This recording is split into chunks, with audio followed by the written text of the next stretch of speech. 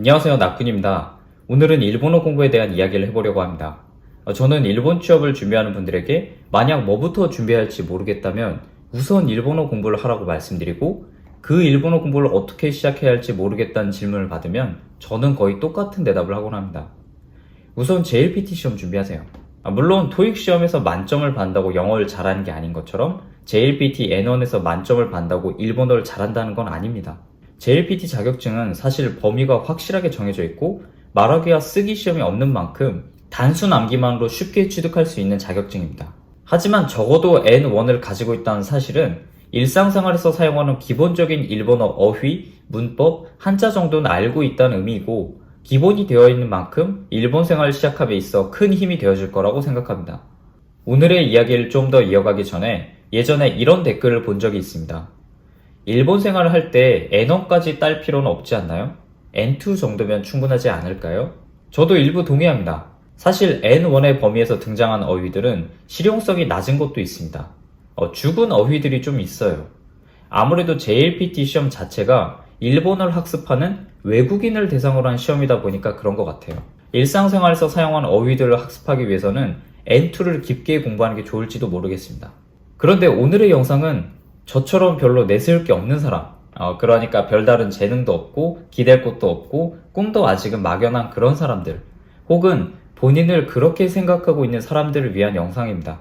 그런 사람들이 그럼에도 일본이란 타지에서 살아남고 그걸 넘어서 잘 살고 싶다고 생각한다면, 진지하게 그렇게 생각한다면 저는 여전히 일본어 실력이 가장 중요하다고 생각하고 N1 취득은 선택이 아닌 필수이며 기본이라고 생각합니다. 그래서 오늘은 그 N1을 공부하는 방법에 대해서가 아니라 N1을 취득하고 일본어 공부에 대해 의욕을 다소 잃은 그 이후의 일본어 공부에 대해서 이야기를 해볼까 합니다. 그럼 오늘의 이야기 시작하겠습니다. 제가 추천드리는 방법은, 기본적인 일본어 실력을 갖춘 분들은 첫 번째, 문학작품 읽기, 두 번째, 일본의 자격증 시험 공부를 할 걸 추천드립니다. 먼저 문학작품 읽기에 대해서는 예전 영상에서 잠깐 말씀드렸습니다. 이건 취향이 맞지 않으면 상당히 지루한 방법이긴 합니다. 사실 일본어를 공부하시는 분들의 절반 이상은 일본 애니메이션이나 드라마로 이미 다양한 일본어 표현을 접하고 계실 겁니다. 그만큼 어떤 일본어 학습자들은 회화가 느는 속도가 굉장히 빠른 편이고, 그 중에는 한자를 전혀 읽지 못하는데 회화는 가능한 신기한 분들도 계십니다. 물론 애니메이션이나 드라마로 공부하면서 청해와 회화를 공부하는 건 정말 좋은 방법입니다. 일단 빨리빨리 써먹을 수 있는 게 늘어야 공부가 재밌죠. 하지만 일본어 공부를 하시면서 한자는 절대로 피할 수도 없고 피해서도 안 됩니다. 사실 한국어도 한자어가 많아서 한국어를 똑바로 사용하려면 기본적인 한자 지식이 필요하기도 하고요. 그리고 저는 개인적으로 이게 꼭 외국어 학습이라서가 아니라 전반적인 어학 능력에서 가장 중요한 게 독해와 작문 능력이라고 생각합니다. 그래도 N1을 가지고 계신 분들이라면 일본어로 신문 정도는 문제없이 읽을 수 있을 테지만, 일본 생활을 길게 하신다면 그것만으로는 부족하다고 생각합니다. 그래서 저는 문학작품 읽기를 추천드려요. 본인이 어느 정도 일본어에 익숙하다고 느끼시는 분들도 아마 새로운 충격을 경험하실 겁니다. 사실 신문이나 논문은 전하고자 하는 의도가 명확하고 또 표현도 정확해서 일본어에 대한 기본적인 어학 지식만 있다면 이해하기가 크게 어렵지 않습니다. 그런데 문학작품을 이해하기 위해서는 보다 폭넓은 표현을 알고 있어야 돼요. JLPT 공부만 했을 때는 접하기 힘든 표현들이 상당히 많습니다. 좋아하는 작가가 있으시다면 사실 뭘 읽어도 큰 도움이 되지만, 개인적으로 추천드리는 일본 작가는 오쿠다 히데오입니다. 문장이 쉽고 간결해서 이해하기가 쉽습니다. 저는 공중근해와 꿈의 도시를 재밌게 읽었습니다. 다음으로는 독서에 별로 관심이 없는 분들을 위한 좀 더 실용적인 공부 방법입니다. 바로 일본의 자격증 공부인데요.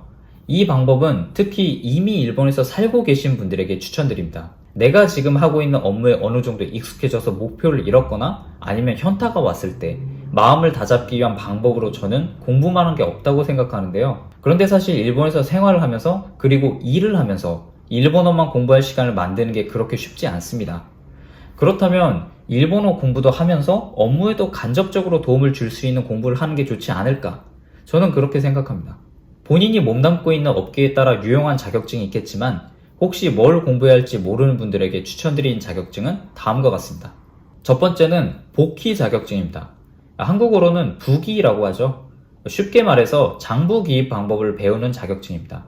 본인이 어떤 일을 하고 있던 간에 업무에 손익계산이 없을 순 없고 장부 기입에 대한 이해도를 높여둬서 나쁠 건 전혀 없다고 생각합니다. 돈에 대한 이야기가 많이 나와서 평소에는 접하기 힘든 일본어를 많이 만날 수 있습니다. 기업의 자산의 증가, 감소, 부채, 자본에 대한 개념을 알아두는 건 개인 자산 관리에도 큰 도움이 될 거라고 생각합니다. 내용이 크게 변하지 않는 시험이라서 북코프 같은 헌책방에서 200엔이면 참고서를 살 수 있습니다. 참고로 국가 자격증입니다. 두 번째 자격증은 FP입니다. FP는 파이낸셜 플래너의 약자인데요. 말 그대로 자산 관리를 위한 지식을 높이기 위한 자격증입니다. 일본에서의 절약, 절세, 보험, 교육, 노후 관리, 주택 대출의 개요에 대해 공부하게 되고 꼭 자격증을 위해서가 아니더라도 공부해두면 좋을 지식들입니다. FP를 직업으로 삼는 분들도 있었는데 그런 경우엔 최소 2급 이상이 필요하다고 합니다. 이 역시 국가 자격증이고 법률 용어가 조금 나오기 때문에 부기보다 더 생소한 일본어를 접할 수 있습니다. 마지막으로 제가 올해 10월에 시험을 보러 가는 타켄시입니다. 역시 국가 자격증이고요. 쉽게 말해서 한국의 부동산 공인중개사 자격증입니다. 보통 부동산 업계에서 일하시는 분들이 취득한 자격증인데요. 일본에서 부동산 매매 계약을 할 때 반드시 필요한 중설이라는 업무를 독점하고 있는 자격입니다. 일본의 민법, 건축기준법, 도시계획법 등을 공부해야 합니다. 그래서 일본인들에게도 생소한 일본어가 다수 등장합니다. 말을 엄청 꼬아서 해요. 그래서 저도 올해 딸 수 있을지 자신이 없지만 이걸 못 따더라도 오랜만에 일본어 공부 열심히 한 셈이니까 그래도 제가 잃을 건 없습니다. 저는 올해 공부하고 싶었던 자격증이 6개가 있었어요. 그런데 본업이 좀 왔다 갔다 하다 보니까 시간이 없다는 말은 하면 안 되는데 정말로 물리적으로 시간이 부족해서 실제로 할 수 있었던 게 3개뿐이었습니다. 하나는 지난 5월에 있었던 토익 시험이었고 이건 일본어랑 별로 관계가 없네요. 다음은 10월에 볼 타켄시, 이거는 법률 용어 때문에 머리가 쪼개질 것 같아요. 마지막으로는 12월에 볼 조리사 자격입니다. 이거는 별로 도움은 안 되는데 그냥 요식업 실무자는 조리 전문 학교를 다니지 않아도 응시할 수가 있어서 딸 수 있을 때 따두려고 합니다. 올해 못했던 공부들은 아쉽지만 내년으로 미루도록 하겠습니다. 마지막으로 제가 N1을 취득한 건 10년 전인 2011년입니다. 그 다음에 1년간 교환학을 가긴 했지만 그 외의 기간에는 일본어를 집중해서 공부하지도 않았고 일본어에 접할 일도 없었어요. 그래서 앞뒤로 공백기가 있었던 셈입니다. 만약 그때 제가 이런 자격증이 있다는 걸 미리 알고 있었다면 한국에 있을 때부터 일본어를 좀 더 깊게 이해할 수 있었을 테고 지금 좀 더 재밌는 일들을 할 수 있지 않았을까, 그런 아쉬운 마음에 여러분들께 추천드립니다. 열심히 일본어를 공부해서 JLPT N2, N1이라는 목표를 달성했다면 그것만으로도 이미 충분히 멋진 일이지만 한국어도 사실 제대로 쓰기 힘들잖아요. 한국어 되게 어려워요. 그런데 외국어는 어떻겠습니까? 혹시 일본에서 이루고자 하는 목표가 있으시다면 JLPT 급수에 너무 연연하지 마시고 그냥 통과 지점으로 생각하시는 게 좋을 것 같습니다. 그 외에도 공부할 게 정말 많아요. 오늘 영상에 대해 질문 있으시면 댓글 남겨주시고 오늘도 감사합니다.